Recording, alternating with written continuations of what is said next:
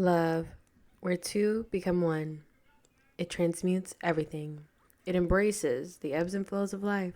Long as love is alive, you'll thrive. In the end, love wants to see you shine. Love, how did you guys meet? Tell us the origin story of your union. Do you want to start? Yeah, because I'm the talker. Okay. How did we meet? Okay, no, because you had started it earlier. Can you do it? So we both went to Michigan State, and we both shared a friend, and that friend invited me over to hang out, and she just happened to be there. It was my place. Yeah. Oh, that's right. It was the summertime. So in the summertime at our college, everybody goes home, but I had an apartment. So my friend was staying with me in the summer, and she liked him, and so she invited him over. Oh, that sounds bad. Are you guys still friends today? No, but not for that reason. Oh my God, that's not the reason, I swear. She liked him, but he didn't know that she liked him, right? No, I didn't. Because what did she tell you? We were just friends. We were just cooling, just chilling. And then I ended up bumping into you. Yeah, he came over, and there was supposed to be, he was supposed to bring another one of his friends, and I was supposed to, be with him, hanging out, when you put your friend on or whatever. Mm-hmm. And the friend, his friend couldn't make it. So it was just the three of us, and, me and him just started talking. And yeah, I think, I don't know, who asked for whose information, but that's how we met. So then, in between time, how did you all realize that you were meant for each other? We picked up everything and we moved 2,000 miles across the country to Texas. Mm-hmm. And that was the hardest challenge ever. And I feel like that's when we really got closer. Yeah. You know? Mm-hmm. I think so too. When we moved, we got closer. And then even before that, we would hang out and then not want to stop hanging out. I'd go over to his place or he'd come over to my place, and we'd just be okay. When we separated, it was to shower to come right back together. And yeah, it'd be we'd wake up and then he'd go home and be okay, I'll see you at dinner type. So okay. I think that's for me. Yeah. I love that. So as you guys were getting closer, was there any sort of pushback or just resistance, or one person wanted to move to the east side, the other to the west side, What was that like? What do you think? I think we didn't have much resistance from the outside, I guess, but I know I didn't at first. I wasn't trying to go to Texas. That's where we had moved to after college, and I just I didn't know anything about Texas, but I knew that it was hot, big bugs. I did not want to move there, but I don't know. I told my family, if I tell you I'm moving to Texas with him, don't let me. And then I still wanted to. I don't know. It was something about him. So, nobody pushed back.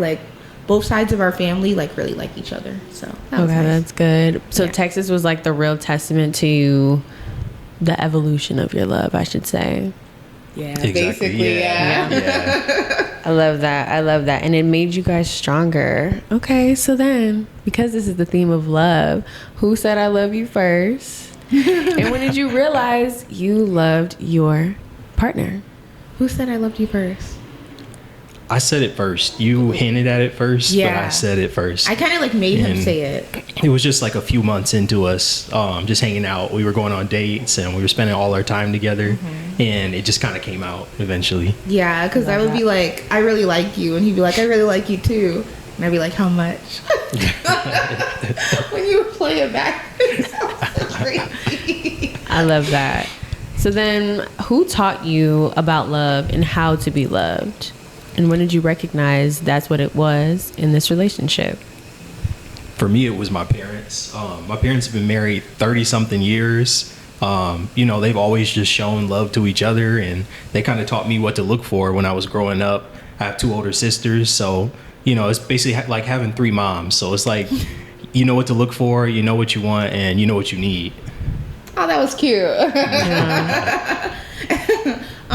I think it sounds really weird or corny or whatever, but I think he taught me about love because I do feel I've experienced love before, familial love and friend love and stuff like that, but the way that him and his family love each other is something that I had never experienced.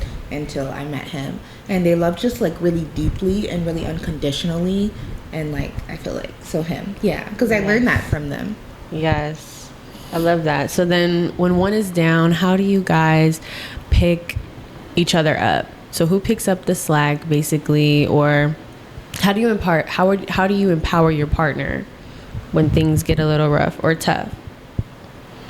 You want to go? I keep letting you go first. If you want. You know what? I would say if one person is down, the other person is usually up, or usually like tries to be up at least. You know, somebody has to have positive energy. Like, y'all can't both just be sitting there negative, you know? So we just try. Like, if I see she's down, I'll try to give a little bit extra to her to try to cheer her up. And I know she does the same for me. So yeah, I do. Literally last weekend we switched. I think one of the days like he was feeling sad and I was like, it's not that serious, like everything's gonna be okay. And the next day I woke up and I was depressed and he was like being super positive. I'm like, why are you so happy?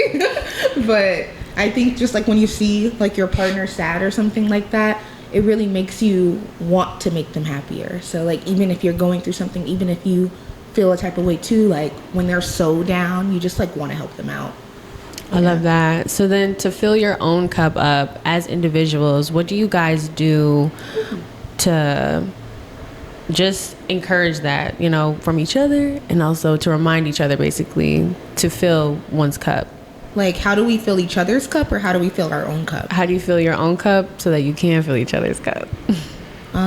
I think like this year especially, we started trying to find more hobbies, you know, and trying to like find the things that like bring us peace, and like we like lean into those things. Like he does a lot of working out for stress relief. I like being in nature. I like going on walks, stuff like that, hanging out with friends and just doing different like activities. That's really nice. We travel. That's fun. That fills our cups individually so that we can come back and be reset. But yeah, I think that's all I can think of. I was going to say for me, I guess to fill my cup, I like exercise. I like anything active. So I try to go work out, and that's our time apart usually. And then, you know, I start to miss her when I work out. And over time, she's picked up more like active hobbies too, to kind of like, I guess, cater to me. So like we do like pickleball, or we'll ride bikes, you know, we just go for long walks, like stuff like that. That's good, because like, yeah, like he likes going to like the gym and lifting weights and I don't. So, and I know like that if I joined him in the gym, that would make him happy and that would like fill his cup. So it's like, I guess to offset that, I like will do, like he said, pickleball, we'll go on walks, we'll go and do like other stuff together like that. I love that. I love that. I love that. So then, how would you consider your love deep, or is your love still finding its flow? I would say it's deep. I feel like I know her so well by now. You know, we're going on 5 years. Like, it feels like we're best friends, honestly. Yeah, we are. Like, we are best friends. It's deep. I think like it'll always be finding its flow. Like our love will like evolve and change like over time, but it is very deep. Like I care about him so much. Like, yeah.